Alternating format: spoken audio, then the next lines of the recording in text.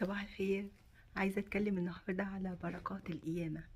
القيامة بتقومنا من كل ضعف. القيامة بتقومنا من كل خذلان. القيامة بتقومنا من كل ضيقة. القيامة بتقومنا من كل خطية. يعني بركات القيامة كبيرة قوي وكتيرة قوي. خلينا كده نفرح ببركات القيامة ونعيش الوقت اللي الرب المجد يسوع عايز يورينا مجده ويورينا عظمته ويورينا قد ايه هو بذل وخلص وفدانا ونزل من سماء عرشه علشان ضعفتنا.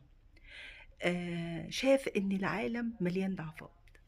هو بعت في الأول خالص رسل وأنبياء كتير قوي قوي قوي علشان